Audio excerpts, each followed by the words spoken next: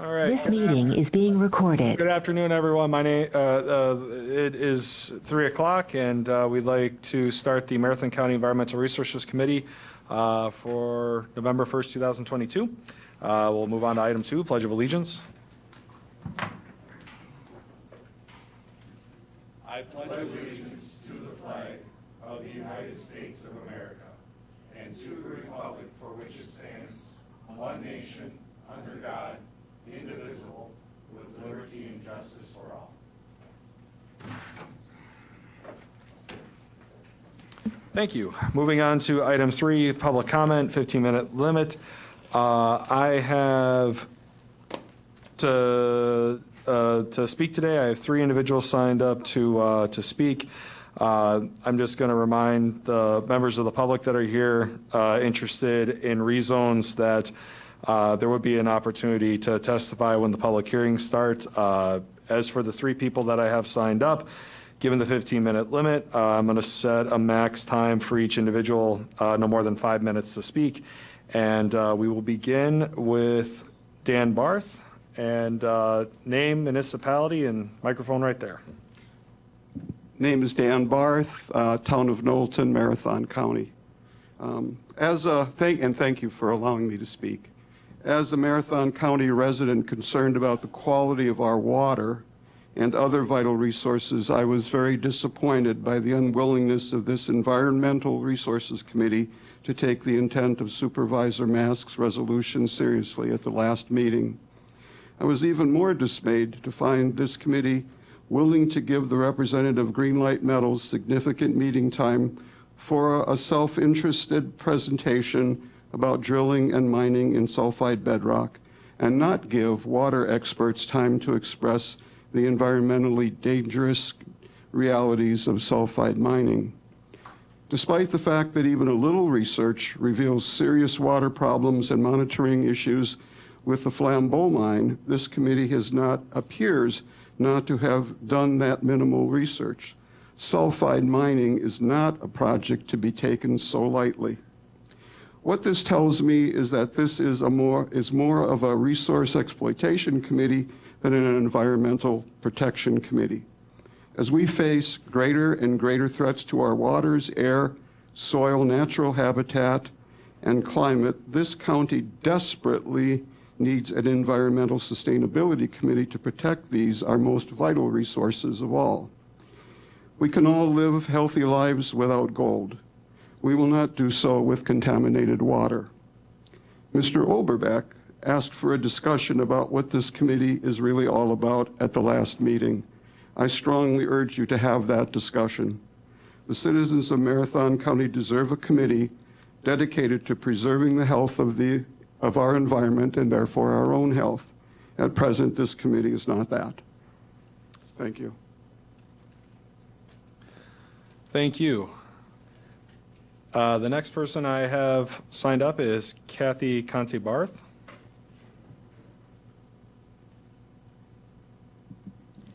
I'm Kathy Conley Barth, also from Knowlton. Do you need my full address? No, just Okay. municipality. Thank you. The Marathon County, I don't know if you can hear me. The Marathon County Resource Committee is charged with implementing the Marathon County Strategic Plan, specifically the objectives cited in the Environmental Resources Mission Statement. And they relate to care and oversight of the use of land, groundwater, and surface water. The members of our Environmental Resource Committee are asked to preserve the environment so that people will be drawn to live here and will visit and enjoy the natural beauty and the clean waters. Fulfilling the mission of the Marathon County Strategic Plan is not a simple matter, and there are many divergent interests that the committee is asked to take into consideration.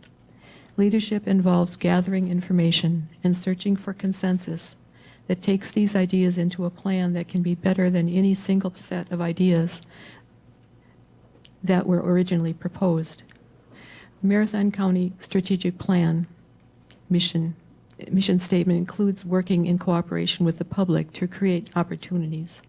at a recent meeting, it seemed that more information would be beneficial for really understanding the issues that we are facing us in regard to the plant, the mine. I would suggest having some qualified experts come and share their ideas. And I think at the last meeting, there was some, at least my understanding was that there was some question about understanding some things like cone of depression, and people seem to be willing to pass over those things. But I think we could really listen to them. We could have some specific people come, and that people would agree would be able to add information to the information we have already in front of us. That's my suggestion.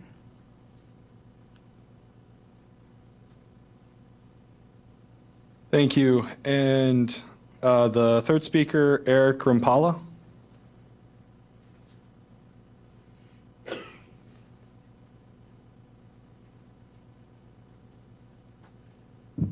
Eric Rimpala, Irma, Wisconsin. Not to beat a dead horse, but those two people were very accurate with their comments. I agree with everything they said. I sent everybody on the committee an email with a couple of links.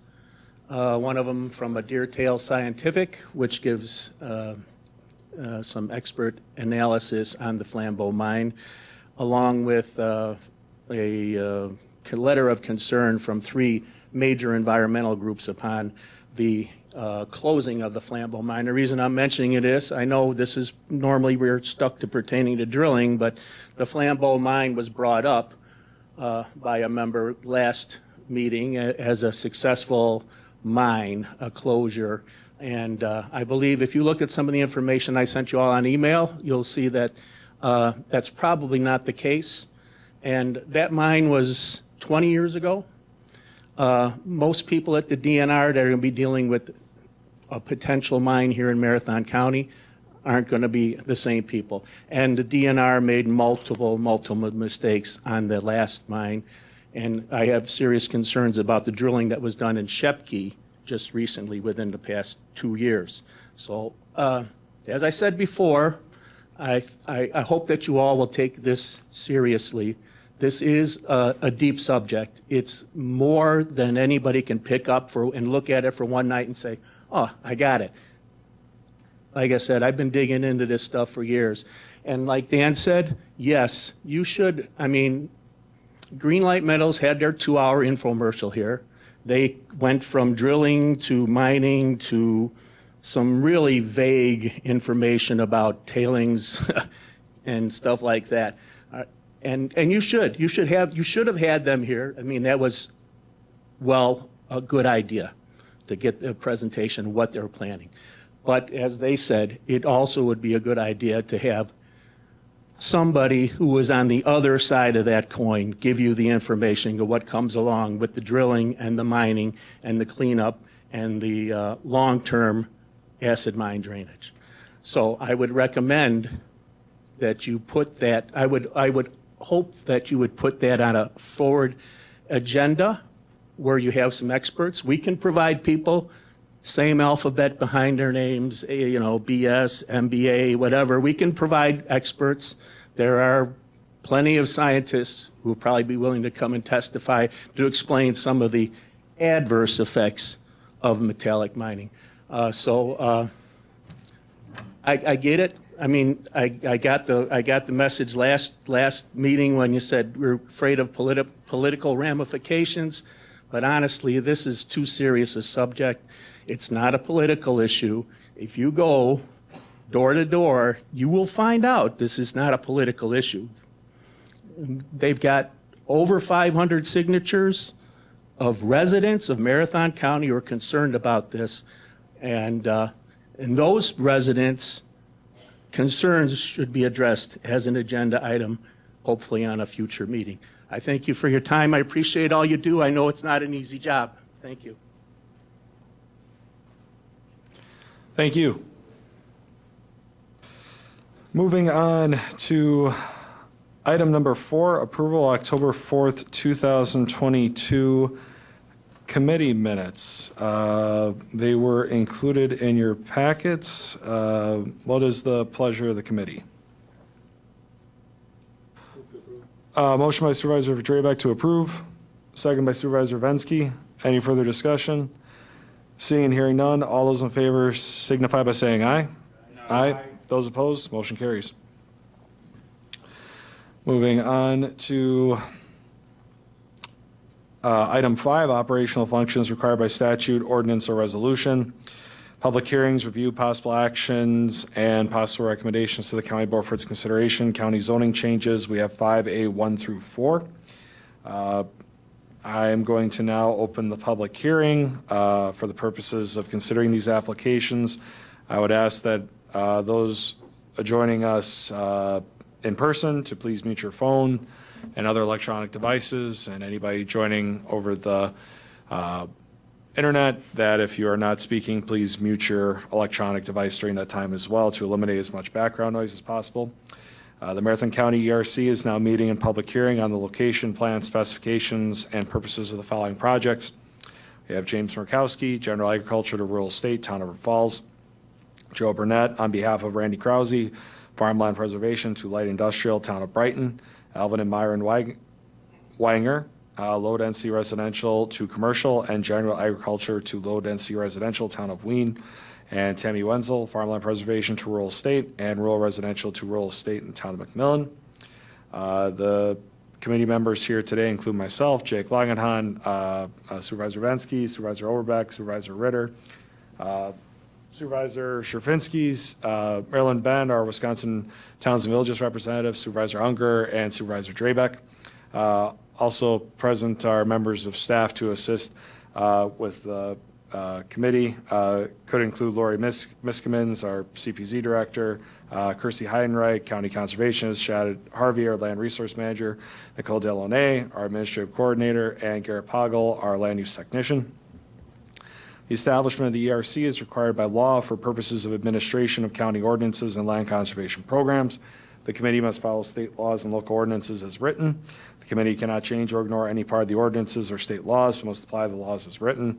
The purpose of this committee is to hear and decide on proposed ordinances and ordinance revisions, rezoning petitions, and provide direction on land conservation and planning programs.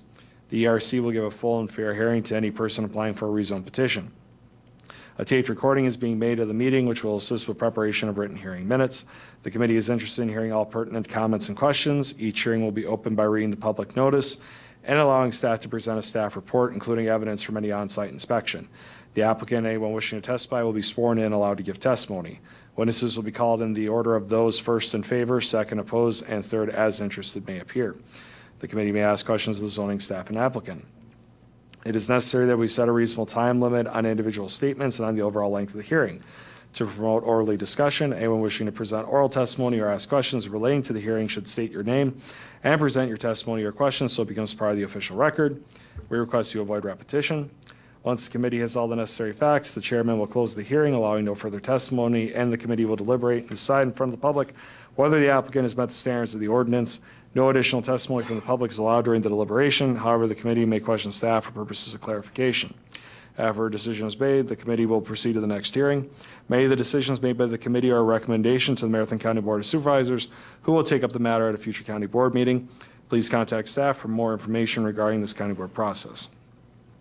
The committee will now hear the application of 5A1, James Murkowski, General Agriculture to Rural Estate, Town of River Falls, and we will begin with our staff report.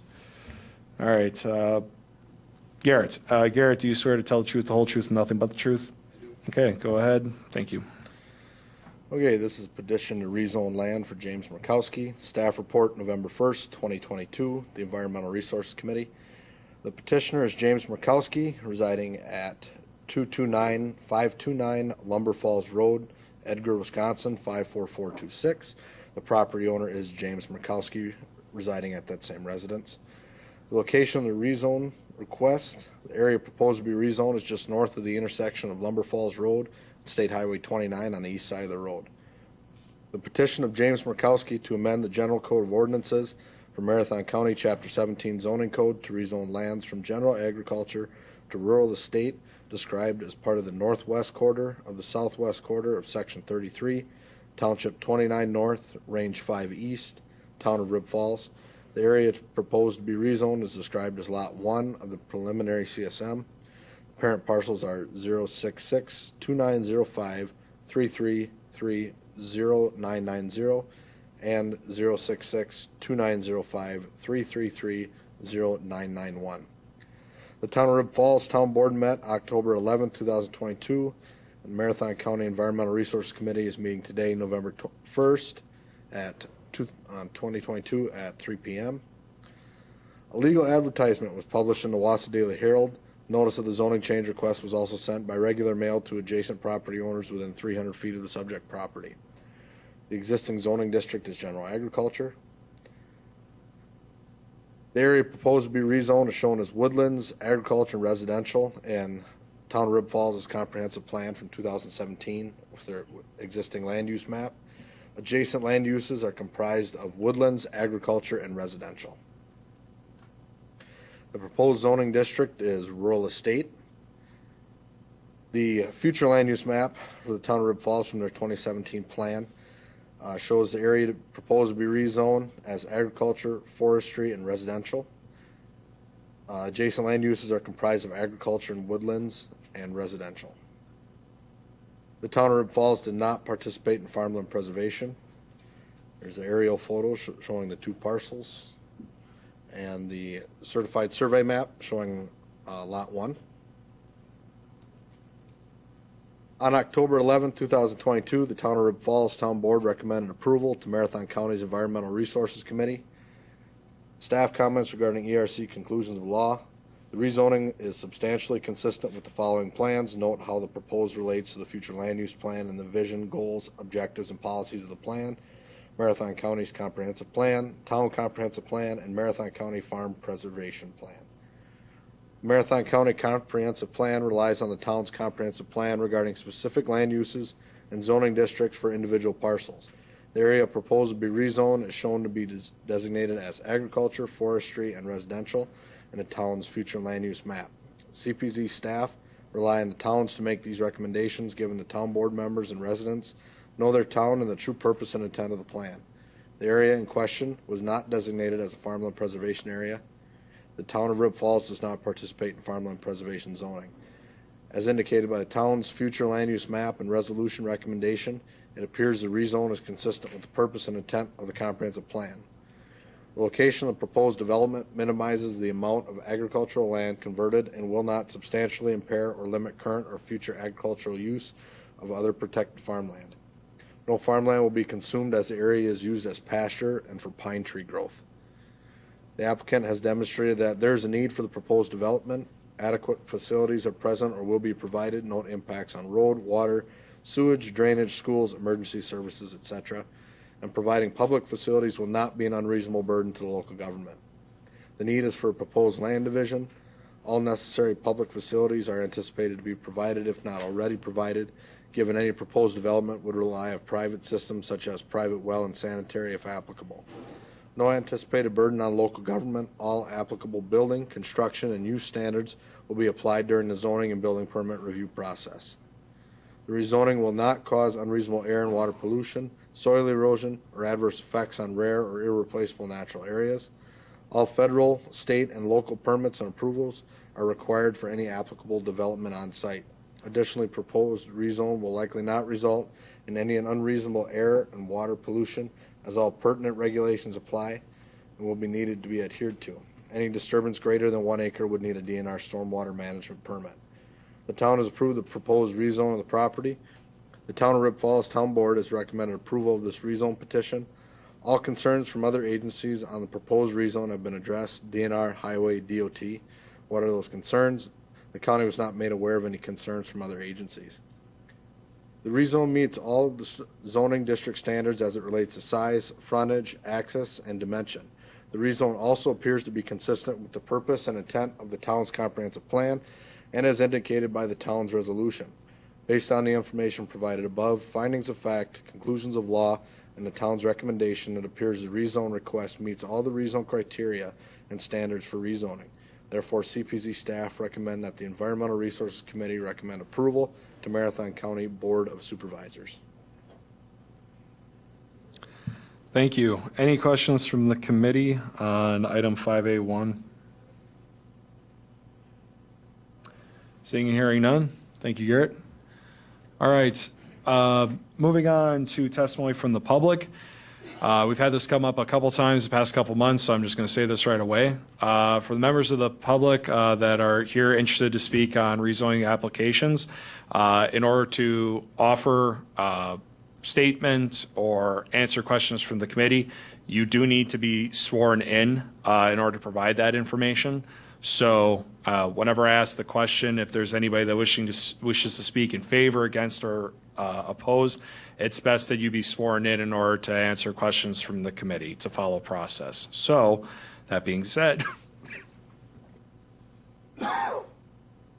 excuse me, being under item 5A1 for the James Murkowski rezone, is there anybody online or in person wishing to speak in favor of the proposed rezone? And I believe James Murkowski is here with us. So James, if you want to provide information or you'd like to be available to answer questions from the committee, it's best that you come forward and be sworn in. Sure. So when you get up there, just say your name and address, and then I'm going to ask you if you swear to tell the truth. So go ahead. James Murkowski, Grip Falls, Wisconsin. Do you swear to tell the truth, the whole truth, and nothing but the truth? Yes. Okay. If you want to provide any information, otherwise, if the committee has any questions, they could ask them of you. So you want to provide anything? I don't know what you guys would need. Okay. We get a lot of our information from the materials anyway, but the main thing is that if there would be any questions, that way you can be asked. So, are there any questions from the committee? Seeing and hearing none, thank you. Thank you. All right. Anybody else wishing to speak in favor of the proposed rezone, please identify yourself at this time. Last call, anybody wishing to speak in favor of the proposed rezone? Seeing and hearing none. Anybody wishing to speak against the proposed rezone for item 5A1, please identify yourself at this time. Last call, anybody wishing to speak against the proposed rezone? Seeing and hearing none. Moving on, anybody wishing to speak as interested in the proposed rezone, please identify yourself at this time. Last call, anybody wishing to speak as interested for the proposed rezone for James Murkowski? All right. If no one else wishes to testify for this application, I'm now declaring the public hearing on James Murkowski, General Agriculture to Real Estate, Town of Rib Falls, now closed. The committee will now deliberate on the application, apply the standards of the zoning ordinance. What is the pleasure of the committee? I'll make a motion to recommend approval to the county board of the petition of James Murkowski to amend general code of ordinances for Marathon County, chapter 17 zoning code to rezone the lands from general agricultural to rural estate described as part of the northwest quarter of southwest quarter of section 33. It's based on the findings of fact, the recommendations of staff, and approval of the town board. Jake, the mic is not on. Yeah. Oh, So you gotta do that all. Yeah. did Nicole hear that? I heard, but it's not getting broadcast. Oh. Yeah. So, Can you read it back I'll just do it. Okay, go ahead. Okay, I will recommend, or I will make the motion to approve the recommendation to the county board for the purpose of James Murkowski to amend the general code of ordinances for Marathon County Chapter 17 zoning code to rezone the lands from general agriculture to rural estate described as part of the northwest quarter of the southwest quarter of Section 33, Township 29 North, Range 5 East, Town of Rib Falls. And that's based upon the finding of facts and the recommendation of the staff and I guess all conclusions of law. Okay, motion's been made. Is there a second? Second by Supervisor Ritter. Any further discussion? Seeing and hearing none, all those in favor signify by saying aye. Aye. Those opposed, motion carries. Thank you. Moving on to item 5A2, we have Joe Burnett on behalf of Randy Krause, Farmland Preservation to Light Industrial, Town of Brighton, and we'll go back to Garrett. All right, we have the petition to rezone land for Randy Krause, Staff report, November 1st, 2022, Environmental Resources Committee. The petitioner is Joe Burnett, residing at W219 Fairhaven Road, Spencer, Wisconsin, 54479. The property owner is Randy Krause, residing at 210802 LaSalle Street, Spencer, Wisconsin, 54479. Area proposed to be rezoned is just south of the intersection of Century Road and State Highway 13 on the east side of the road. The petition of Joe Burnett on behalf of Randy Krause to amend the General Code of Ordinances for Marathon County, Chapter 17, zoning code to rezone lands from farm preservation to light industrial described as part of the northeast quarter of the northeast quarter and the northwest quarter of the northeast quarter of Section 31, Township 27 North, Range 2 East, Town of Brighton. The area to be rezoned is described as Lot 1 of preliminary CSM, parcel PIN number 010-2702-311-0983. The Town of Brighton Town Board met on September 13, 2022. Marathon County Environmental Resources Committee is meeting today, November 1st, 2022 at 3 p.m. A legal advertisement was published in the Wausau Daily Herald. Notice of the zoning change request was also sent by regular mail to adjacent property owners within 300 feet of the subject property. The existing zoning district is farmland preservation. The Town of Brighton's comprehensive plan from 2006 shows the area proposed to be rezoned is shown as commercial and croplands in the town's comprehensive plan, existing land use map from 2000. Adjacent land uses are comprised of single-family residential, commercial, cropland, and other agriculture. The proposed zoning district is light industrial. The future land use map from Town of Brighton's comprehensive plan in 2006, the area proposed to be rezoned is shown as commercial and croplands in the town's comprehensive future land use map. Adjacent land uses are comprised of commercial, single-family residential, and croplands. The Town of Brighton participates in farmland preservation zoning. Approximately 4.94 acres of farmland preservation area will be consumed by the rezone. The aerial photo showing the parcel and the certified survey map showing Lot 1.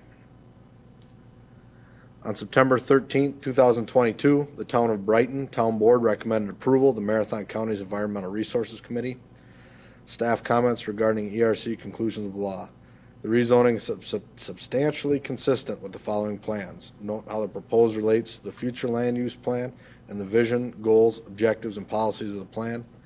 Marathon County Comprehensive Plan, Town Comprehensive Plan, and Marathon County Farmland Preservation Plan. The Marathon County Comprehensive Plan relies on the town's comprehensive plan regarding specific land uses and zoning districts for individual parcels. The area proposed to be rezoned is shown to be designated as commercial and croplands in the town's future land use map. CPC staff rely on the towns to make these recommendations, given the town board members and residents know their town and the true purpose and intent of the plan. The Town of Brighton participates in farmland preservation zoning. Approximately 4.94 acres of farmland preservation area will be consumed by the rezone. As indicated by the town's future land use map and resolution recommendation, it appears the rezone is consistent with the purpose and intent of the comprehensive plan. The location of the proposed development minimizes the amount of agricultural land converted. It will not substantially impair or limit current or future agricultural use of other protected farmland. Approximately 4.94 acres of farmland will be consumed by the rezone.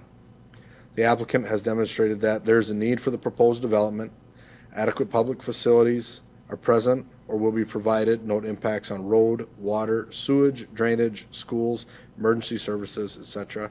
And providing public facilities will not be an unreasonable burden to the local government. The need is for a proposed land division. All necessary public facilities are anticipated to be provided, if not already provided. Given any proposed development would rely on private systems such as a private well and sanitary system if applicable. No anticipated burden on local government. All applicable building, construction, and use standards will be applied during the zoning and building permit review process.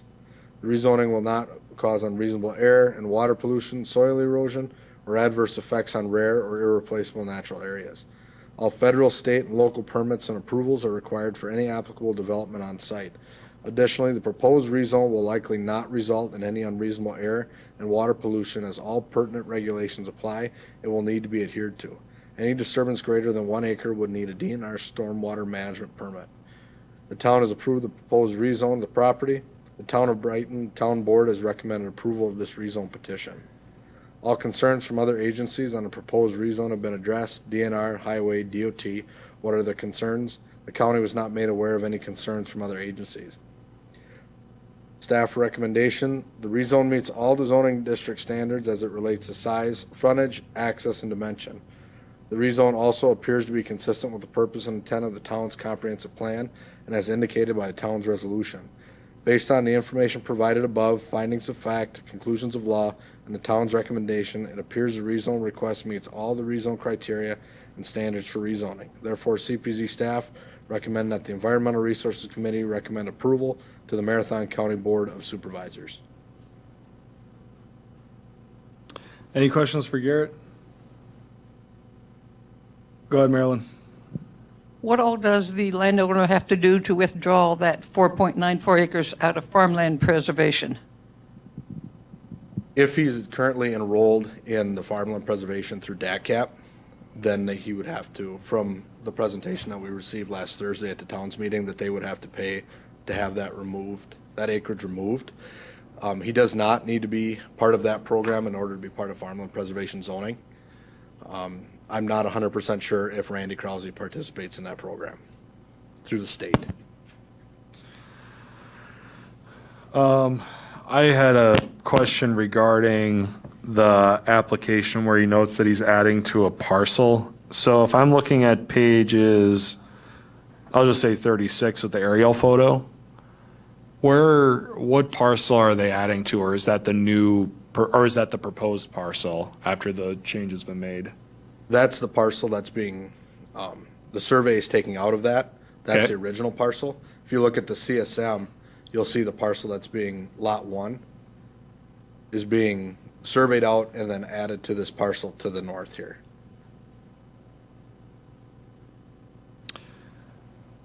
The other question I had, the application, and maybe if the applicants are joining us, they maybe be a better question for them, but they note in their application, I think it's F, the land's owned by Joe and Burnett to the west is zone L1. These lands will be added.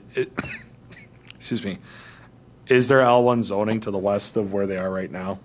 Yeah, this, if you look on the aerial, where these buildings are, That's, okay. this is the light industrial, it's a bus garage. Got And it. from talking with Joe, and I'm not sure if he's here, the reason they're doing this is to clear up, right where that parcel line is, a little bit of the building kind of crosses over the parcel line. And they wanted to correct that and rectify that before, Randy decided to sell or quit farming. Got it. Thank you. Any other questions for staff? All right, moving on. Anybody wishing to speak in favor of the proposed rezone for 5A2, Joe Burnett on behalf of Randy Krause, Farmland President, Light Industrial, Town of Brighton. Please identify yourself at this time. Do you know if Joe Burnett or Randy Krause is joining us virtually? No? Okay. And I don't think Joe Burnett or Randy Krause are in the crowd. So, okay, I'll call again anyway. Anybody wishing to speak in favor of the proposed rezone, please identify yourself at this time. One more time, anybody wishing to speak in favor of the proposed rezone, last call. Anybody wishing to speak in favor of the proposed rezone for 5A2, please identify yourself at this time. Seeing and hearing none. Anybody wishing to speak against the proposed rezone, item 5A2, please identify yourself at this time. One more time after this to call.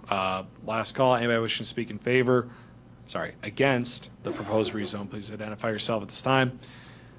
Seeing and hearing none. Anybody wishing to speak as interested for the proposed rezone, please identify yourself at this time. Last call. Anybody wishing to speak as interested for the proposed rezone, please identify yourself at this time. Seeing and hearing none.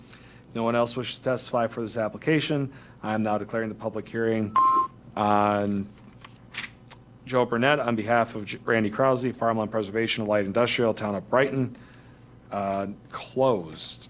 The committee will now deliberate on the application, apply the standards of the zoning ordinance. What is the pleasure of the committee?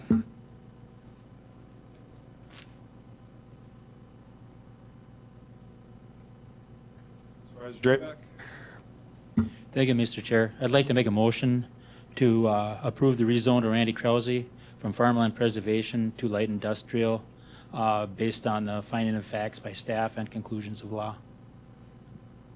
Motion is made. Is there a second? Second by Supervisor Stravinsky. Any further discussion? One thing I'm going to note for the record is that I do not enjoy when farmland gets consumed for other purposes, but I also respect the rights of property owners, so I will be supporting this. Any further discussion? Seeing and hearing none, all those in favor signify by saying aye. Aye. Those opposed, motion carries. Thank you. Moving on to item 5A3, we have Elvin and Myron Wanger, low-density residential to commercial and general agriculture to low-density residential, town of Wien. This is the petition of Myron and Alvin Wenger to rezone land.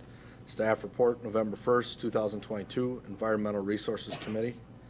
The petitioner is Myron Wenger, residing at 22266 Fairfield Drive, Edgar, Wisconsin, 54426. The property owners are Myron Wenger and Alvin Wenger, residing at the same above address.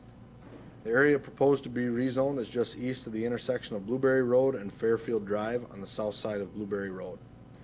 The petition of Alvin and Myron Wenger to amend the General Code of Ordinances for Marathon County Chapter 17 zoning code to rezone lands from LDR low-density residential to commercial and general agriculture to LDR low-density residential, described as part of the northeast quarter of the northwest quarter of Section 28, Township 28 North, Range 4 East, Town of Wien. The area proposed to be rezoned is described as Lot 1 and Lot 2 of the preliminary CSM, parent parcel 084-2804, 282-0995, and 084-2804-282-0994. Should be Town of Wien. Town Board met October 13, 2022. Marathon County Environmental Resources Committee is meeting today, November 1st, 2022 at 3 p.m. A legal advertisement was published in the Wausau Daily Herald. Notice of the zoning change request was also sent by regular mail to adjacent property owners within 300 feet of the subject property. The existing zoning district is low-density residential. The Town of Wien's comprehensive plan from 2005, the area proposed to be rezoned is shown as cropland and single-family residential in the town's comprehensive plan. Adjacent land uses are comprised of woodlands, cropland, and other agriculture and single-family residential. The proposed zoning district, Lot 1 is to go to low-density residential, and Lot 2 will become a commercial district. The future land use map for the Town of Wien, the area proposed to be rezoned is shown as cropland and single-family residential in the town comprehensive plan. Adjacent land uses are comprised of cropland, other agriculture, forestry, and single-family residential. The Town of Wien does not participate in farmland preservation zoning. Here's the aerial photo of the property.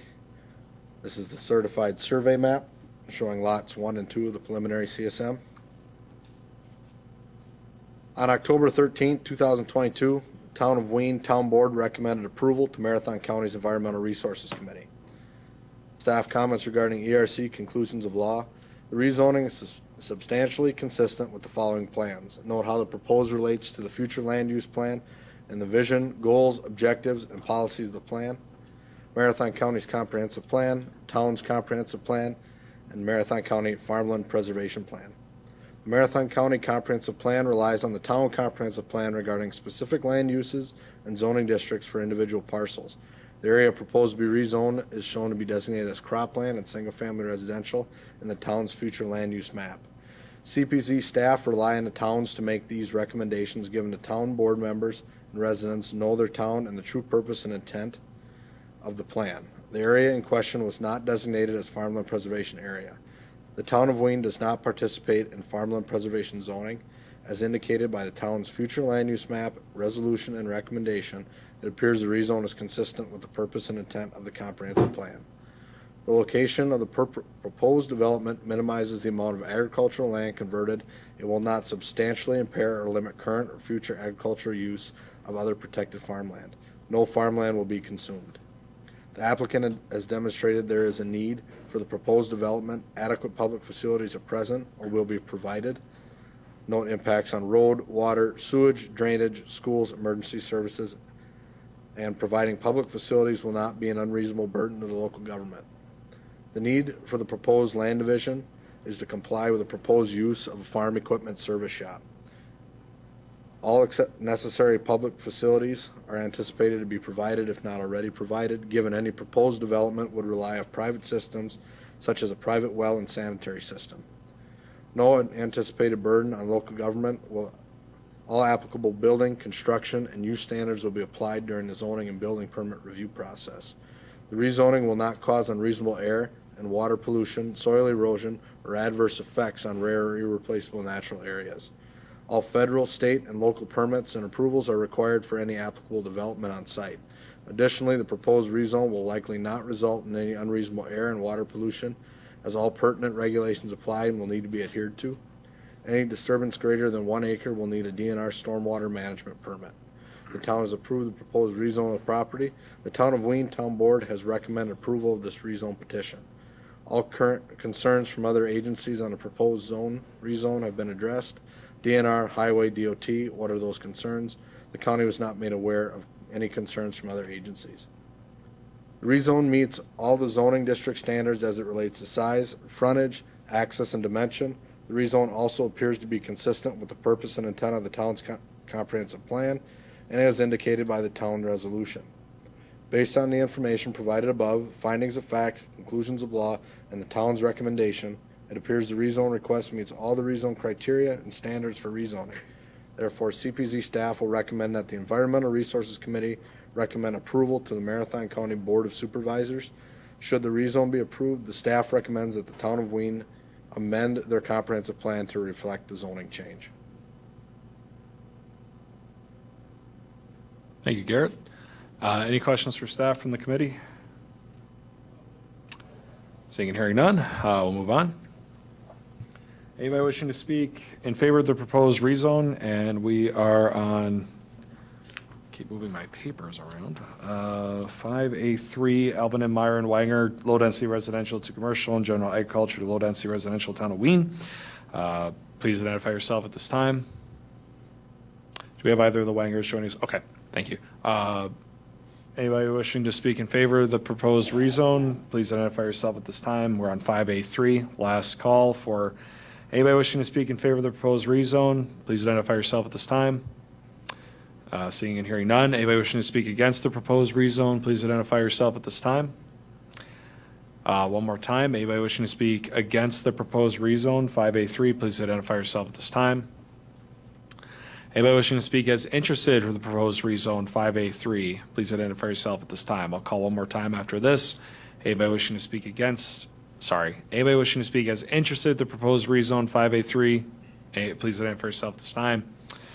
If no one else wishes to testify for this application, I am declaring the public hearing on Alvin and Myron Wanger, low-density residential to commercial and general agriculture to low-density residential town of Wayne now closed. The committee will now deliberate on the application, apply the standards of the zoning ordinance. What is the pleasure of the committee?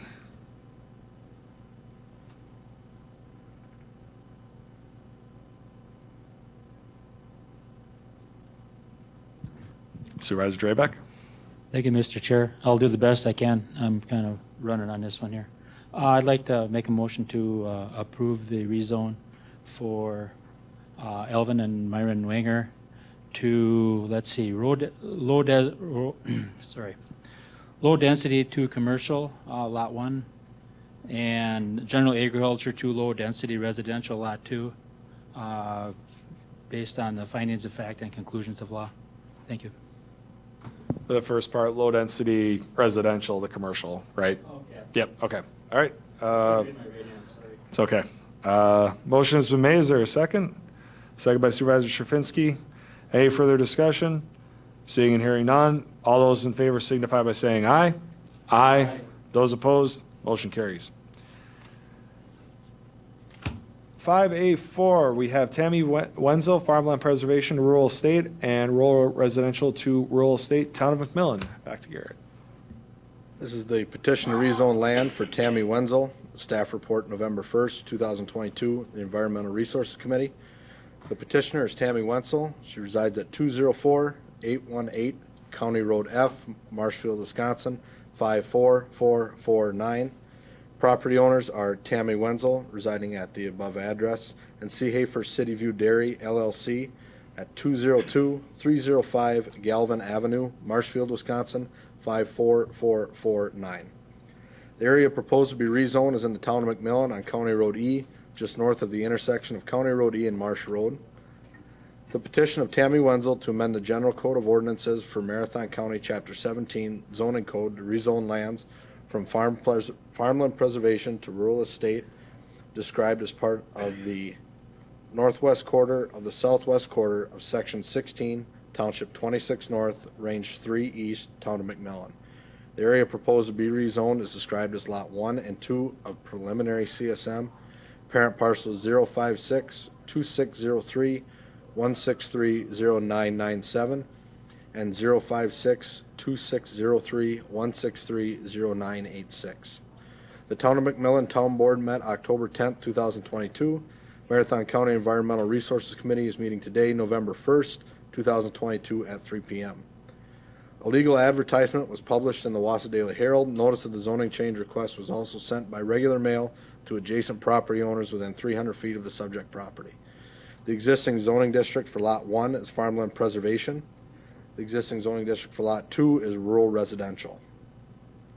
The existing generalized land use map for the town of McMillan for their 2021 comprehensive plan shows the area to be proposed to be rezoned as residential and agriculture in the town's comprehensive plan in their existing land use map. Adjacent land uses are comprised of agriculture and residential uses. The proposed rezoning district is rural estate. Town future land use map from their 2021 comprehensive plan shows the area proposed to be rezoned as shown as residential and agriculture in the town's comprehensive plan and their future land use map. Adjacent land uses are comprised of agriculture, woodlands, and residential uses. This is the certified survey map showing Lot 2 will be the section to be rural estate. Lot 1 will be the entirety of this farm pres and rural residential district.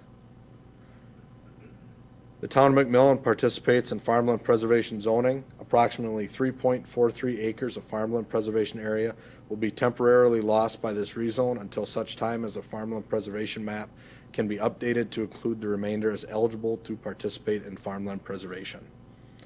These are the aerial photos. This is the town of McMillan's farmland preservation map showing the current Wenzel property as ineligible to be rezoned into farmland preservation. On October 10th, the Town of McMillan Town Board recommended approval to Marathon County's Environmental Resources Committee. Staff comments regarding ERC conclusions of law. The rezoning is substantially consistent with the following plans. Note how the proposed relates to the future land use plan and the vision, goals, objectives, and policies of the plan. Marathon County Comprehensive Plan, the Town Comprehensive Plan, and the Marathon County Farmland Preservation Plan.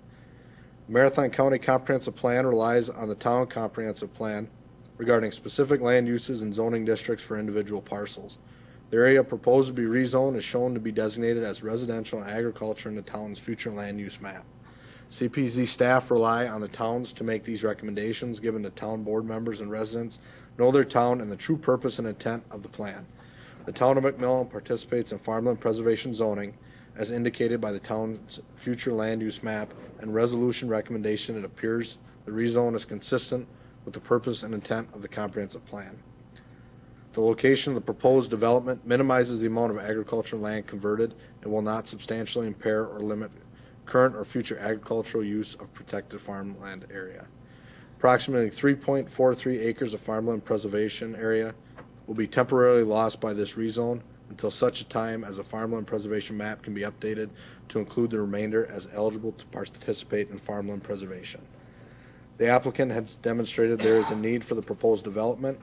adequate public facilities are present or will be provided, no impacts on road, water, sewage, drainage, schools, emergency services, etc., and providing the public facilities will not be an unreasonable burden to the local government. The need is for proposed land division.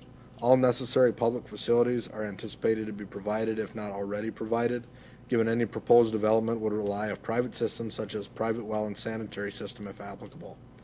No anticipated burden on local government. All applicable building, construction, and use standards will be applied during the zoning and building permit review process. Rezoning will not cause unreasonable air and water pollution, soil erosion, or adverse effects on rare or irreplaceable natural areas. All federal, state, and local permits and approvals are required for any applicable development on site. Additionally, the proposed rezone will likely not result in any unreasonable air and water pollution, as all pertinent regulations apply and will need to be adhered to. Any disturbance greater than 1 acre would need a DNR stormwater management permit. The town has approved the proposed rezone of the property. The Town of McMillan Town Board has recommended the approval of this rezone petition. All concerns from other agencies on a proposed rezone have been addressed. DNR, Highway, DOT. What are the concerns? The county was not made aware of any concerns from other agencies. The rezone meets all the zoning district standards as it relates to size, frontage, access, and dimension. The rezone also appears to be consistent with the purpose and intent of the town's comprehensive plan and as it indicated by the town resolution. Based on the information provided above, findings of fact, conclusions of law, and the town's recommendation, it appears the rezone request meets all the rezone criteria and standards for rezoning. Therefore, CPZ staff recommend that the Environmental Resources Committee recommend approval to the Marathon County Board of Supervisors. Okay, any questions for staff? All right, thank you, Garrett. Move on to anybody wishing to speak in favor of the proposed rezone. Please either unmute yourself via WebEx or approach the mic in person at this time. We do have, This is Tammy Wenzel. I just wish to Tammy, before you provide, bring attention.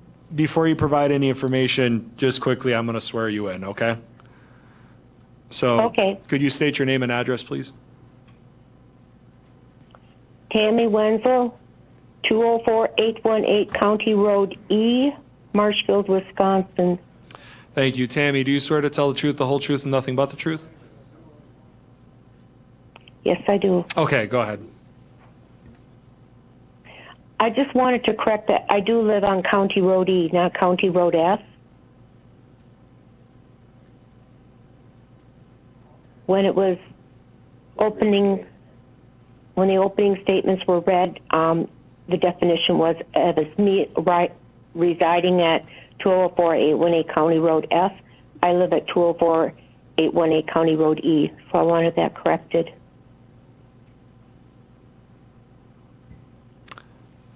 I'm just going to ask staff, Tammy, was that in the staff report? Where, Right at the beginning, it was in the staff report. okay. That wouldn't impact any of the notice provide, okay.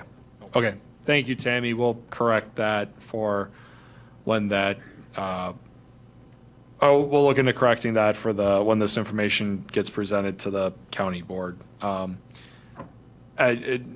is there any other information you wish to provide besides the address clarification? Yes, I'd like to bring attention to the fact that changing the rezone and amending the property from where it is to the new lot for us will take care of a potential contamination of our well. The existing lot line is only about 50 feet from, not even maybe from our current well. And so by taking the land behind us, we would be eliminating that risk of polluting well water, groundwater. Okay, thank you. Any questions from the committee for Tammy? Okay, thank you, Tammy. Thank you. Okay, then I'm just gonna, I have on my list here, I have a Christine Seehafer. Yes. Did you want to provide any information? No? Just Oh, here to okay. answer if you have any questions. Okay. All right, thank you. Anybody else wishing to speak in favor of the proposed rezone request, please identify yourself at this time. I'll call one more time after this. Anybody wishing to speak in favor of the proposed rezone request, please identify yourself at this time. Seeing and hearing none. Anybody wishing to speak against the proposed rezone request, 5A4, please identify yourself this time. I'll call one more time after this. Anybody wishing to speak against the proposed rezone, seeing and hearing none. Anybody wishing to speak as interested with the proposed rezone, please identify yourself at this time. I'll call one more time after this. Anybody wishing to speak as interested. If no one else wishes to testify for this application, I am now declaring the public hearing on Tammy Wenzel, farmland preservation to rural estate and rural residential to rural estate, town of McMillan, now closed. The committee will now deliberate on the application, apply the standards of the zoning ordinance. What is the pleasure of the committee? Supervisor Ritter? Thank you, Mr. Chair. I would like to make a motion to approve the petition of Tammy Wenzel to amend the General Code of Ordinances for Marathon County, Chapter 17 zoning code to rezone lands from farmland preservation to rural estate in the town of McMillan due to the staff recommendations and conclusion of law.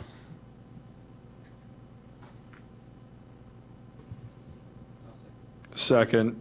Any further discussion? It wasn't because I was not paying attention. My cough interrupted part of what I heard, but that included farmland pres to rural estate and rural res to rural estate, right? The motion? That is correct. Okay. Okay. Thank you. Any further discussion? Seeing and hearing none. All those in favor signify by saying aye. Aye. Those opposed?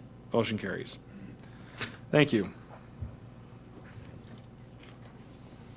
What do we got next? We got 5B, review and possible recommendations to County Board for its consideration, town zoning changes pursuant to Wisconsin Statute 60.62 sub 3. We have none. C, review and possible recommendations to the County Board for its consideration. We have none. And D, review and possible action. We have none. Moving on to 6, we have educational presentations, outcome monitoring reports, and committee discussion. A, department updates, conservation planning and zoning, parks, recreation, and forestry, solid waste. 6A1, initial overview and discussion on proposed 2023 updates to the General Code of Ordinances for Marathon County Chapter 17 zoning code. And we have CPZ staff for that item. Yep. Just make it a little bit bigger so everybody can see it here. Yes. So first, here, the last meeting we had, I kind of went over some just general stuff of what we were looking at. We laid it out in a table here just for organization, and we want to get the committee's opinion and guidance on things we should proceed with, or any questions you guys have regarding some of these changes, and I'll just run through them here quick. Our first amendment would just be the general code updates, spelling, formatting, and grammatical corrections. Just that we noticed throughout, there are some references that state code has been updated, so we just need to update some of those. The second amendment would be the addition and clarification between the requirements for a use and an area variance. The Wisconsin Supreme Court actually distinguishes between the two. They're very similar, however, there's a small criteria difference between what you need to prove to get a use or an area variance. In our code currently only addresses an area variance. It does not address a use variance. So just as kind of a reference point, use variance would essentially be if you were to say your zoning district doesn't allow you to have chickens on your property, and you want chickens on your property. The use variance would then be, you'd go through that process, and if that variance got approved, it'd be an exception to the rule, and you'd be allowed to have chickens. An area variance is essentially how far you are from a setback, how big the building is, if it doesn't comply with the zoning district standards. And if anybody needs more clarification on these things, feel free to stop me as I go. But we can kind of move our way down the list, and then if anything pops up, we can discuss it as well. Number 3, currently, I have reached out to UW Extension on this to get a little bit more clarification.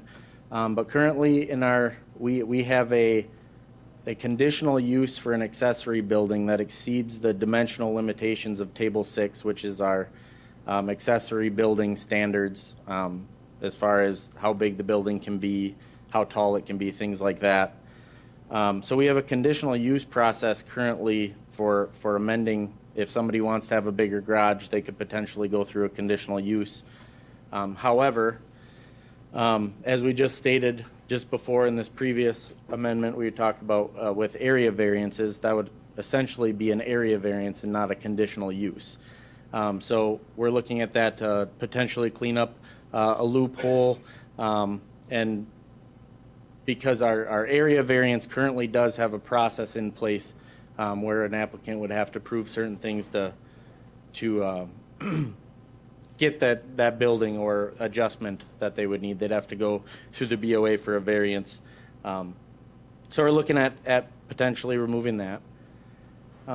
Number 4 was the densities, and I did bring a little bit of a presentation to kind of better illustrate what we were discussing last time. But first, the reason for a change is state statute 66.1001 states that counties regulate densities. It's referenced in multiple areas of our code as a key factor in regulating the multifamily dwelling as well as conservation development. Without densities included, the number of dwelling units in a multifamily dwelling or conservation development area is not possible. So with that, we'll just bring up our density explanation. And currently, let me get that a little bit bigger here. If everybody can see it, I don't know if I can zoom in much more. But anyway, this is our current schedule of regulations. It has our setbacks to the front yard, backyard. It also has lot coverage, the amount of area you can cover on a lot. But it is, however, missing densities. And the density relates to the number of dwelling units on a property. And like I mentioned before, in our previous meeting, densities were initially included, but they were removed. This is the old table that it kind of shows up right here. It's kind of might be a little bit hard to see. But for example, I'll run through a little example just to give everybody an idea of the importance of them, especially related to the conservation and multi-dwelling units. As you can see here in 17.204.18, density is listed in the criteria as far as how we regulate the number of multifamily dwellings on a parcel, as well as in the conservation development. It specifically says, in this one, it specifically says density, the permitted density in conservation development shall not exceed the maximum density permitted in the zoning district per table 2, which is that schedule of regulations I just showed you. And like I said, our current table does not include those densities. So here's kind of the example that I wanted to share. Now we're imagining this is a subdivision that is rural residential zoning districts. So you have single-family homes on this cul-de-sac as well as without densities. We have a proposed 15-unit multifamily dwelling. So if you assume that there's 2 cars per dwelling unit, if 2 people are living in there, the number of cars adding up, it could be 30 cars potentially. So parking and things like that may become an issue. Traffic on the road increases. However, if we have the density standard, we would be able, and we'll use the old table as an example, rural residential density per acre is 0.5. So meaning you would need 2 acres to have 1 dwelling unit. So in a sense, if we had densities, this is a 2-acre lot, meaning, and it's rural residential, meaning they would only be able to have that one, they would only be able to have one dwelling on that property versus 15. And one of the important things about zoning code is helping so different uses and things like that don't clash. And if you have a small subdivision that you have a small subdivision with single-family homes on it, it might become an issue having a unit that would have these increased densities. Now, that's not to say this project wouldn't be possible. They would a need to increase the amount of land that they'd want to use, or B, go through the rezone process and rezone it to a district where the amount of land would accompany the number of units they want to put on there. Let's see. Before I get off of this one, was there any? Yeah, I do have one question. In the summary that was put together, which this is exactly what I want, and I appreciate staff doing this. For that summary that says State Statute 66.1001 sub 2 sub H, and I want to clarify this by saying that it's never a good idea to give me a state statute book, but if I'm looking at that section in statute and it says under 2 it says contents of a comprehensive plan, but we're making amendments to the general code of ordinances, is that where we have the comprehensive planning elements? Because there it says the contents, and then below it does say that a compilation of objectives, policies, goals, maps, never mind, again, never a good idea to give me one of these. The element shall contain a listing of the amount, type, intensity, and net density of existing uses of land in the local government unit, such as ag, residential, commercial, industrial, and other public and private uses. So why is that being pulled from an area that discusses comp planning? Ultimately, our zoning code is supposed to go with our comp plan. It's a tool used to help move our comp plan forward. So that's kind of where that comes from. All right, thank you. Supervisor Drabeck? Thank you, Mr. Chair. So I was just wondering, you had said something about a 2-acre for density thing, but I thought our code was 1 acre now, isn't it? So what I'm missing something here, so I understand it, so if you could just fill me in. Yeah, no worries. So currently, let's take it from a single-family home type project.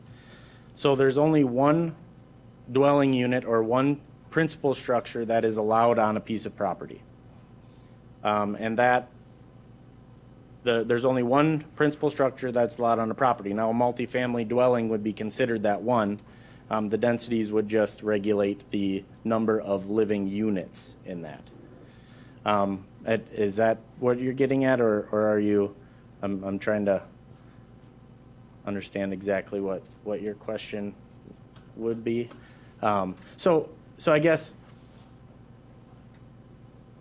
currently we can only have one principal structure per parcel, which generally speaking, in most cases, would be someone's house. This multifamily dwelling unit would be considered the principal structure on that lot. However, if they went through the permitting process for the multifamily dwelling, there are certain standards they have to meet, but they could have multiple living units in one principal structure, if that answers your question. Are you saying they could have like 2 families in one structure then? It'd be like, is that what am I understanding that right? Yes, correct. So this, a multifamily dwelling is essentially, it's a single building with multiple units in it. I envision it like this isn't exactly, but almost like a motel where each it's one building, but it's got a single access into each unit from the outside. So that's kind of what these densities would regulate as far as how many you could have in one structure. Okay, thank you. Yep. Any other questions? All right, keep going. All right. And then number 5, essentially, like we discussed before, Wisconsin State Statute 236.45 removed the authority of our land division ordinance of Chapter 18 to require a CSM and review for neighbor-to-neighbor exchanges that are less than 5 acres, and where new lots, or where a new lot is not created. Not having this review process from the county essentially allows for individuals to say if they want to move their property line, move that property line without making sure it abides by zoning standards through the county. So essentially what this is we would be wanting to look to add a section in our zoning code to require a review for land divisions and things like that. And this would only apply to our county-zoned towns, not towns that are not county-zoned. But it would help us to prevent non-conforming parcels from being created, or setbacks not being followed depending on the zoning district.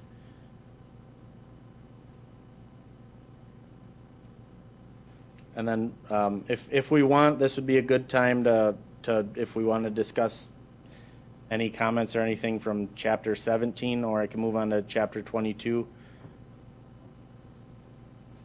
Anything else for 17, that first chart there? Otherwise, looks like you're going to 22.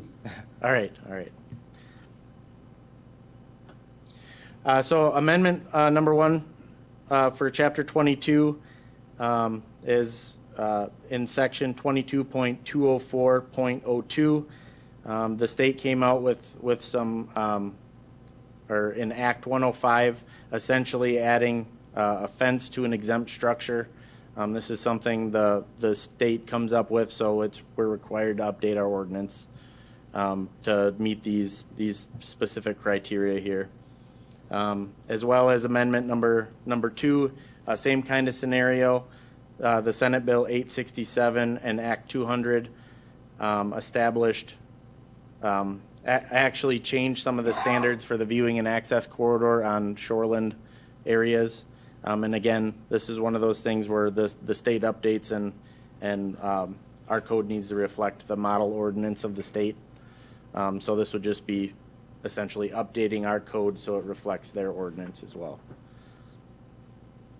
And then there's a third one on here. We're in the process right now. I'm currently working with DNR to kind of see where we had left off on it in the past. It's not shown on here, but it's just the addition of some flood studies. It'll help us to regulate some of our floodplain areas in the county. Some areas have been studied more heavily depending on if there was a road project that went by, and actually it could potentially help some of our landowners be able to develop if it shows that they're actually falsely mapped in the floodplain. But it would just, we'd better be able to define our floodplain boundaries if we were able to incorporate these into our ordinance. Okay. Any further questions? When does the engagement with the towns start? So we actually did already send out a letter to the towns in October, and I believe their deadline to reply is December 10th. Okay. We have had a few comments, not directly from a town board as a whole, but some individuals from a town board. But we will be compiling those as we get them in, and then we'll present them to the committee. And have there been any suggestions as far as additional areas to look into, or has everything been comments on what's been prepared thus far? There has been some for additions to what we could do. However, it wasn't an official thing from a town board. It was just from just passing. Okay. But we will put those in a table such as this and then Okay. present it to you guys. All right. Anything else for Shad? If there's any guidance you guys could provide on if you want us to pursue all of these, or if you feel yeah. I mean, I was skeptical of the density, but I see where you're coming from as far as what the county's obligated to do. So I have no issue with looking at these further. I don't know if any of the rest of the committee have anything to offer. Okay, well, looks good, and we'll wait to hear more in the future, I suppose. So that would be the deadline for the feedback then is December 10th, so we wouldn't see those comments until January, I think. Well, I'm thinking we'll keep the discussions open. Sure. So I'm sure if we get comments that we can put forth to you guys by the next meeting, we'll present them as they come in. Okay. And then we can keep the discussions going, just so we're not doing everything all at once as well. Makes sense. Okay. Sounds good. Thank you, guys. And moving on to 7, policy issues discussion and potential committee determination. A, review final recommendations to the executive committee for updates to the strategies, objectives, and expected outcomes found in 2018-2022 strategic plan, updated draft from CPZ staff. So I'm looking at page 76, which is up on the screen right now for the discussion today. And I think, Lori, you're going to start us off. Sure. This is just the marked up draft. So on August 30th, when you all met, there was some direction in terms of making the final changes that would go to the executive board on 5.2 and 6.3. So this is a marked up version that we're just bringing back before you to get that confirmation so it can move on to the executive board. Yeah, and I want to clarify that originally, I believe in looking at the record, the committee had said that staff should develop these before taking them to exec. I will just say, I wanted to bring these back to you all because before I take anything to exec, I of course want to get your feedback before I do anything, because I don't want to act without the will of the committee. So that's why it's here in front of you today. You'll see that staff did just that, though. We had a lot of discussion back in August about putting numbers behind these things. One of the things you'll see in regards to the objectives is the implementation of those numbers. They'll have the one continuing education event for promoting county zoning. There's the POUT systems be reduced by 750 systems, and then the outcome measure where we talked a lot about the wellhead protection areas, and that's been implemented into here as well as far as identifying those areas. So I feel very confident with these and presenting them to the executive committee, which I think I owed these to the committee a little while ago, but we had some other things come up. So is there anything else that the committee would like to add for feedback before I take these off to exec? Marilyn? How did they come up with the 750 on the pouch reduction? Is that just a percentage? It's an estimate. We don't have a total inventory of the total number of failing systems within our county. It is an estimate of a percentage of an estimate of how many are failing. So then to Marilyn's point, what's the estimate based on? I believe the estimate is 1250 is the estimate. So just the total, okay. And then so we're just trying to get that down by 750. Sure. So, Okay. yeah. Anything else? Supervisor Drabeck? Thank you. I was just wondering on this this continuing education thing, and I'm not trying to be really picky about all this, but I was just kind of wondering. They said one event per year, so is that like you're meeting at a big meeting place, or are you going to go to the towns individually? Yeah, I mean, we've had some internal discussions about how we might do this. We're certainly open to suggestions. I don't think we've settled on a plan yet, but we certainly want something where we're going out to, out into the county and possibly offering like multiple times so that we can get people, not just do it during the workday, things like that, so that we can get more attendance at these types of things. So do you want to add anything to that? I was just going to say our POUTS team currently puts on a plumbers meeting that they've had good success with as well, which is essentially they hold a meeting with information and stuff that they have all the plumbers come to. So that would be an option as well. But to Lori's point, we don't have a set exactly of what we were thinking as far as, and that'd be something you guys could provide guidance on as well. if I may, maybe to put this on video as well, so a town that doesn't get there, they can at least watch it at their convenience. And just a thought. Great idea. Yeah, that is a good idea. And one other thing too is to let people know that there are funds available either through the Wisconsin Fund or right now what we have is NEPSCO. That if there is failing systems, I had someone in my town ask, the system was failing. I said, well, there's two options. Call Conservation Zoning and Planning and let them know that you're interested in something to fix your failing system. So somehow if we need to get that information out, if you want to reduce that by 750, people need to know that there are resources out there that will help them fix the failing system. Yeah, so our intent is once we have a new agreement with McDevco, we are going to put out some education, but I would encourage anyone who does talk to someone who has a failing system to give us a call because there is USDA funds available right now for failing pout systems, including grant money for people over 62 years of age and under a certain threshold for income. So we have been actually had a handful of people over the last couple months come in and work with us, and we're trying to connect them to those resources. So please keep sending them our way. Okay. Anything else? All right. I do want a motion from this group to forward these to exec. So motion would be in order. Supervisor Ritter? I will make a motion to forward these plan overviews to the executive committee as they're written. Thank you. Is there a second? Second by Supervisor Straczynski. Any further discussion? Seeing and hearing none, all those in favor signify by saying aye.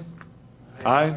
Those opposed, motion carries. Thank you, everyone. That was I think like a 4-month effort to get done. Thank you, staff, for your work on those as well. To the next agenda item, we have 7B, educational presentation on groundwater plan scope and possible resolution for 2022 contingency funding. CPZ staff. Okay, so I did include an outline of the groundwater plan in your packet for today. I think one thing I forgot to include in this is to sort of front with when we left this conversation last month, I think I had updated the ERC that the decision, it is in the 2023 SIP list of projects, but it is not funded at this time. And the direction at the ERC was to consider ARPA funding. We went back and discussed that internally. That's certainly still an option that we could go forward and consider some ARPA funding.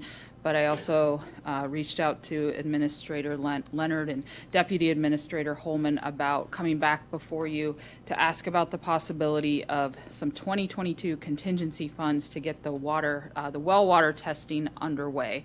And part of the reason for, I guess you might say, the urgency is because we are under the impression that we may have to wait until spring to secure those ARPA funds.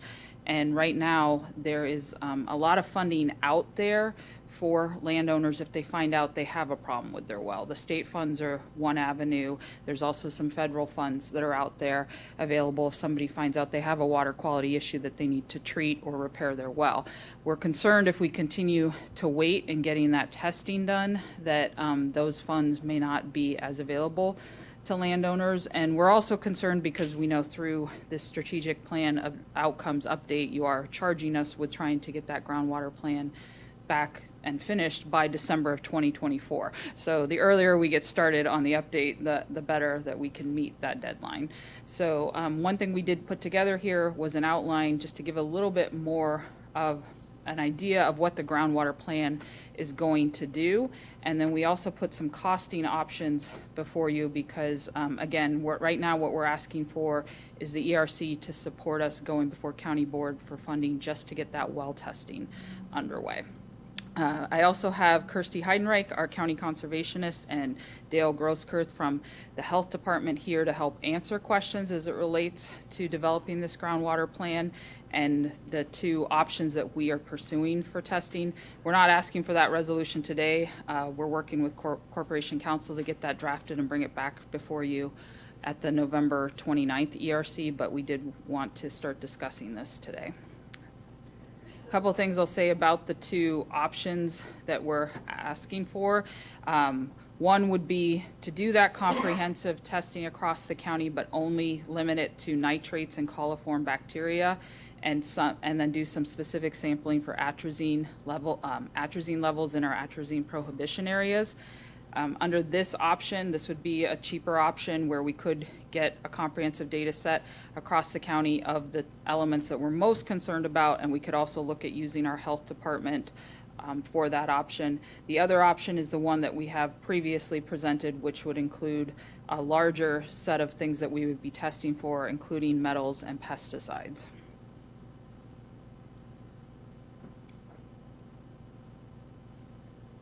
So, Lori, while you're continuing through here, help me understand the timeline then, that the sooner the better, and that's why there's some, I don't want to use the word reluctance, but there's some uneasiness with the ARPA funds, is because we have to wait that long in order to figure out whether or not this would get funded? Correct. Okay.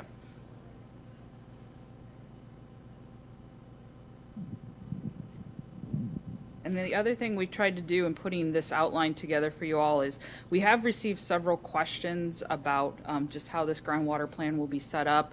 Things like how are we going to determine where to test? Are people going to be required to test? Things like that. So we've put together some frequently asked questions to try and address those, but I'm guessing there are probably some additional questions beyond that too. So I'll go ahead and just open it up for questions. So I do have one question about the whole concept of gathering all the data.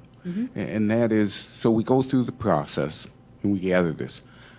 How long is that data set actually going to be valid for in terms of policy setting? I think we see it as valid for the scope of developing this plan for sure. Other counties have, from their groundwater planning efforts, have set up a regular cycle to go back and check in on those data sets. It's fair to say if we don't check in, yes, the data starts to become not relevant anymore. So that's something we will probably talk about and address through the groundwater planning effort to determine when we would like to go back and check in and get additional data to make sure we're keeping up to date, so to speak, on what our groundwater quality is at. And Kirsty, if you want to add anything to that, I'll let you go ahead. Sure. I think that's a great question. I agree with Lori, and I would have answered the same thing. I feel like every county that I have seen do groundwater studies similar to this one, they have all added a component into more of a long-term plan of how they would like to regularly collect the data on a smaller scale so that they aren't hit with, these bigger expenses every once in a while. So through this planning effort, if we can decide together, okay, we're going to bite off little bits of pieces. So maybe every 2 years we'll collect, a certain set of samples that's much smaller. So that way, once every 10 or 20 years, we aren't wondering how we can come up with a couple of $100,000 to do it. But a lot of this data, I would say that there's not necessarily a set date on when this will stop being useful information to us. I mean, to be frank, we really don't have any baseline data, historical or not, for this county. We do have some samples, we have hundreds of samples that the health department is taking in a year. Dale can correct me, maybe that's 1,000 or 2,000, I shouldn't say 100. But we do not have geographically distributed samples, so we don't have that baseline developed. So this effort would help us at least determine that baseline of where we're at in the county, collected in a scientific manner to make sure that we're representing all of the townships and all corners of the county. And then over time, we will be able to see if that data is showing that the groundwater status is improving or if it's getting worse. So, that way, you will be able to see if what we're doing in conservation and planning and zoning, if it's doing if we want our efforts to come into fruition, groundwater kind of helps us tell that story as well. Thank you. One other thing I wanted to add in regards to funding avenues, at least have a small discussion in regards to another pot of funds, although I'm a little reluctant to even make this suggestion, but I think it has to be discussed. The revolving loan fund program that is currently segregated, whatever you want to call it, for POUTs, how much is in that fund? Well, that is a good question that we are actually looking into, because Okay. when, in 2018, when you did sign off on putting the remaining funds in for the POUTS loan program, the balance was estimated around 650,000. We believe that number is now sitting a little higher, and we're just trying to confirm. So I don't want to go on record with a number right now, because, but I do But more believe than it a is- dollar, right? It's more. I believe it is more than 650,000. So. Okay. Mr. Chairman, I have a question. I would like to add what the chairman has stated. I'd like to see at the next meeting, have a discussion about possible uses for some of that money on the agenda. I think that, not to cut you off, Marilyn, but I think that there's an opportunity to leverage those funds into this, but we need to have a expedited discussion regarding the evaluation of that loan program. And is the program meant to be improved so that more of those funds can be utilized? Or do we accept that the Wisconsin Fund will continue to be available, so maybe we scale that POUTS loan program down and use some of those funds towards this, which I think there might even be, in my opinion, a philosophical argument for the testing, especially in the rural areas, that money should be used for that because of the original generation of those ATC funds. But I think that requires us to go and do a little bit more evaluation with POUTS, the loan program, before we think about using those funds here. I still want to use ARPA funds on it because I think the committee deserves those funds. But I'm also willing to acknowledge politics and that our project might not be near the top of the list. Go ahead, sorry. My question, who would do the evaluation? Because I looked to see the length of time we've had money in that fund. There has not been one application that has been approved. When I say... One or two at the most. Yep, when I say evaluation, maybe a better term is analysis. So, yeah, so we have been meeting internally with McDevco, and I think I think I explained this a couple months ago, but we believe the problem, well, the barrier in the McDevco loan program is that it was set up to mimic the Wisconsin Fund program. And so if you did have the Wisconsin Fund program in existence, that was always going to be the better choice because that was a grant program versus a loan program. So we've gone through with McDevco and come up with a expanded approach. I also can say that we have at this point, the Wisconsin Fund does not exist anymore. We don't know if it will continue to exist. They just distributed the last bits of money for the grant this last year, or in the last month, I'm sorry. So I don't know. I haven't heard any talk. That was sunsetted? I thought that was... We have not been notified and that it will continue at this point.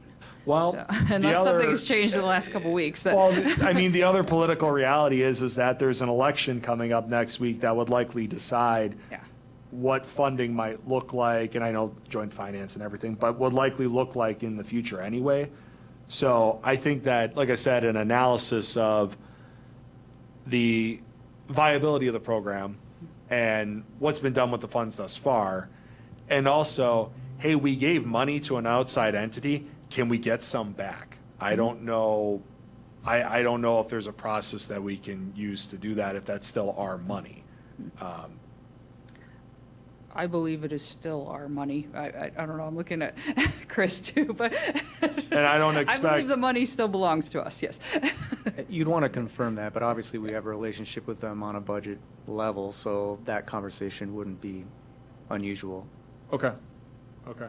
But I mean, that's all a part of an analysis that I would like to see with the POUTS program before we could even think about taking $150,000 away and putting it towards something else. Because then it would be more like $500,000 for the revolving loan fund.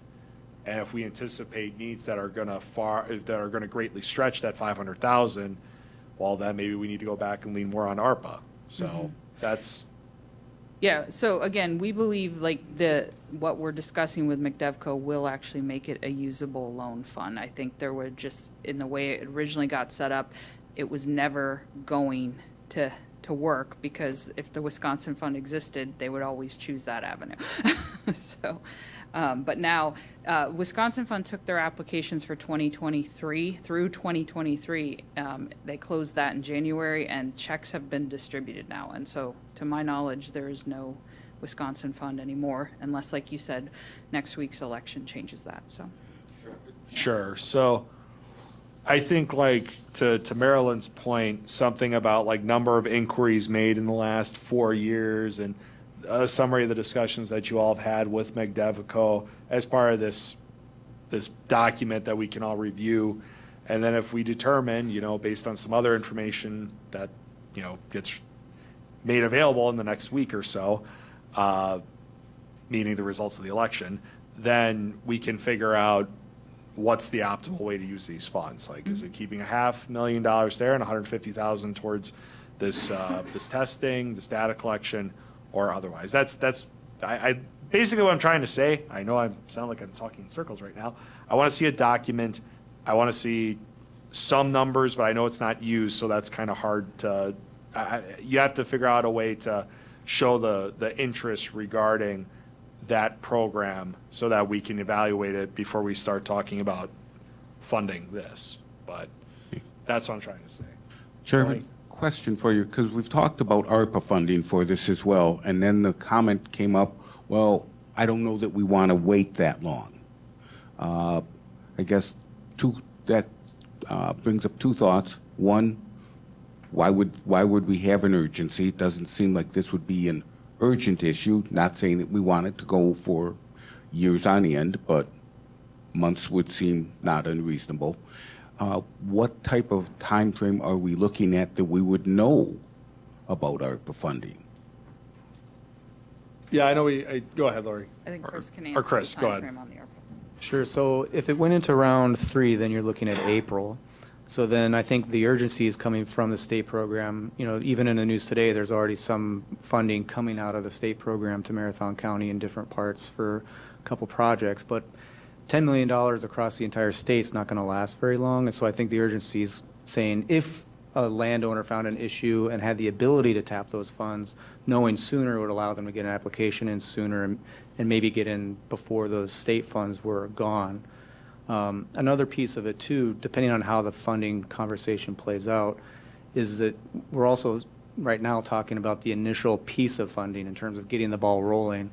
So it's also possible to treat it separately. Like you could get the ball rolling with one or the other, whether that be contingency or this other fund, and still apply for ARPA funding for the second half. Or if we had an idea, maybe at the next meeting, we could say, well, we think it would cost X number of dollars to get the ball rolling, and then apply for the balance with ARPA. That way you still get something moving, and then ARPA could still fill a role there, because it is a clearly eligible piece of funding under the final rule with ARPA. So that's useful for the county as well, because it allows you to assign funding under the final rule that doesn't count against your lost revenue, so that wouldn't count against you that way. One other thing I'll add is that groundwater plan goes to 24. So if we hit 23 in the next, well, we will hit 23 in the next 2 months. Yeah. Because we sure hope so. Yeah. I think that's driving it too, in that if the plan ends in 24, you just keep limiting yourself the available time left before that plan gets sunset, and then you have to revise it again. So, Marilyn? My question is, how many letters have you sent out to residents as a failing system lately? Oh, hundreds in the last couple of years, for sure. Yeah. So I don't know the exact number off the top of my head, but it's a lot. Because what I'd like to see is, like what the chairman has stated, to use some of that plus as a public service, use some of that ARPA funds should be the county, I'd like for the county board to recommend that Government service. government services be able to use some of those ARPA funds for this also, because has this department received any funding yet from the ARPAs? I think they should. Well, or even if we could say, we'll start it with this funding, to Chris's point, to get the ball rolling and make it look more attractive when you go back in the spring for the ARPA request process. I don't know. I've had a discussion with Chair Robinson, well, Chair of the Finance Committee, about the distribution of those funds and making sure that it's fair to all the departments. And I'm not saying that all 26 have to get a share of that pie, but CPZ and Park Rec and Forestry and Solid Waste, they do a lot. But it's a philosophy thing, politics thing. So I think that one of the main things is that as part of this discussion, we also have to have that discussion with POUTS so that we know what funding would be available. I guess that's my main point that I wanted to raise with this. As far as the cost, it's nice to see, and I'm surprised to see the option one with $70,000, but I noticed that between the two, the 70 to 155, you're testing for more things. Correct. Yeah. Okay. So what would be next steps then, Lori? Is it, I think at the November 29th ERC, we can present you the answers you want as it relates to confirming what the balance is in that other fund and some of the questions you've posed here about how we're proposing to change the program. Okay. Inquiries that we've had. I can tell you, no, we have not given a loan out, but I know why we haven't given a loan out, and that's because we're trying to fix it to make it work correctly. Okay. So, yeah. okay. So. Do Chris? you have staff to be able to handle that, or does it still have to be an outside entity? We don't do the financial part of it. We only certify the failure of it, and certainly when they go to the point of applying with McDevco, we're happy to help in any way we can, but that's the financial part is not our staff's responsibility. So, Okay. Chris? I was just going to add too that, because this was initially in the CIP plan and we weren't quite sure how the county wanted to approach funding plans of any type, there might be a fair argument too for considering it out of sequence. I know that ideally they want to send it through the third round of ARPA, but we've already seen other projects come through where it was initially a contingency ask and then switched to ARPA for part of the Dancy Tower project, for example. So it might be worth looking into that too to see, like, is that something that people would perceive as this committee or the board trying to rush something, or is there an opportunity there to say, yes, the committee and the board want to have this plan, and if we get the funding allocated, this way, then. And I'm not saying that the plan is important, but I think that to make a compelling case to rush it out of sequence would be the challenge, right? Oh, I agree. I just wanted to make sure that I Yep. mentioned it. Sure. And I appreciate that. I'm sure the rest of the committee does as well. Supervisor Overbeck. Thank you, Mr. Chair. I think this is extremely important to establish a baseline for the groundwater as far as the testing. I think that's going to take a while to get those tests in, and then the plan after that is going to be the real question on what to do if we do find contamination. So I think the faster we get this rolling, and it's marketable for economic development too. If we don't have good groundwater, I think we've got a problem in this county. And if we can prove that we're in good shape or we're taking care of problems, I think that's a very positive thing for everything we do as far as health and safety within the county. So I think it would be a very positive thing to get this going as soon as possible. And it should be our recommendation as the committee to take that to the county board and recommend that ARPA funding. This is very important to the health of this community. And so I would recommend that we highly recommend this to move forward as quickly as possible. Sure. I don't think that, and Supervisor Overbeck brings up several good points. I don't think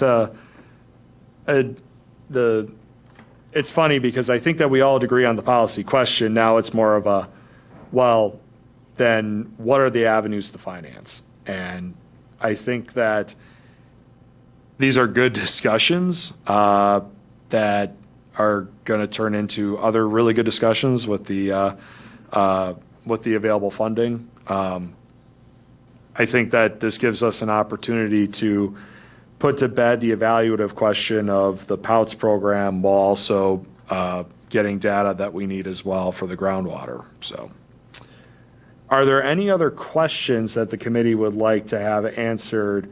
And of course, you can contact staff in between now and the next meeting, but are there any other pieces of data that you would like to see in regards to the meeting on the 29th?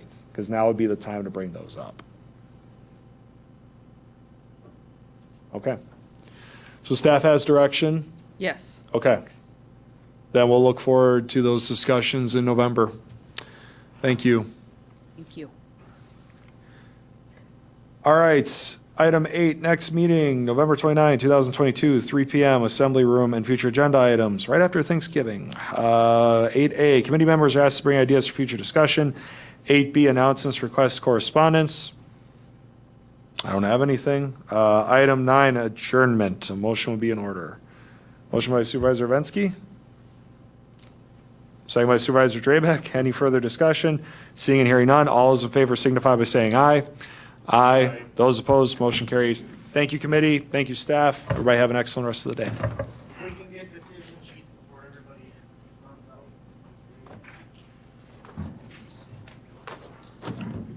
Got a pen. Right here. Oh, thank you, Andrew.